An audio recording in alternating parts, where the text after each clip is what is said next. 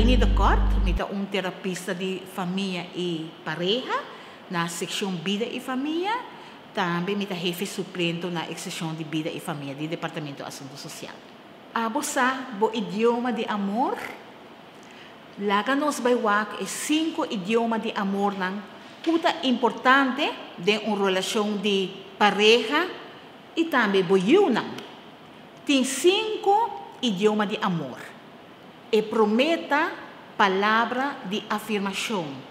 Abosa, por exemplo, que o casata gusta, que boiuna ta gusta. É importante tá, como nós também teste essa aqui, qua ta sobresalir para abo, pero também para a pareja of boiuna. E promete linguagem de amor tá palavra de afirmação. Tem de gente de minha família portar essa aqui é número 1 e palavra é linguagem de amor tá tem gente que gosta de uma compliments. Essa aqui tá assim é importante de uma outro cumprimento, de uma bisa outro que bota apreciele, bisa outro quanto bota estima na e quanto bota valorana. Depois nós vai para a parte idioma número 2, que tá contato físico. Tem persona aceita na linguagem de amor, na idioma de amor, nanta gusta para braçanang, para suntinang, para grawatanang, para rangka ng cabelo. Essa aqui tá ação hope poderoso mês. É importante para você qua contato físico, bo pareja ta gusta, bo eu não ta gusta e por exemplo bo maior não também ta gusta. Nós trabalhamos para a parte número 3, idioma de amor número 3, que é quality time. Passa tempo junto. Tem gente essa aqui tá na idioma de amor. Não quer para botin passa tempo junto com nang, vai queiro, vai lugar que não pode conversar, cana de natureza, vai lama. Então não quer passa tempo cubo junto.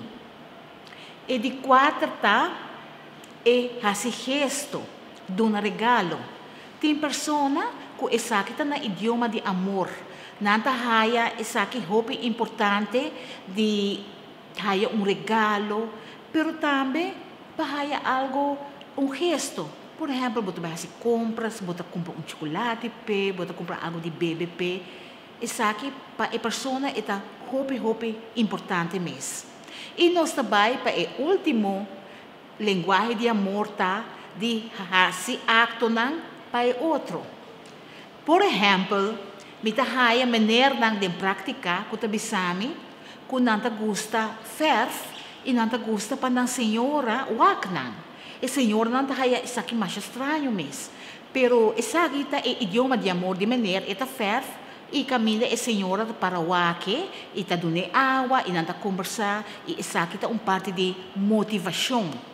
Então essa aqui é linguagem de amor, por exemplo, que para tem gente que hope importante de fazer ato de serviço ou de maneira que gosta para a senhora custa duche para não.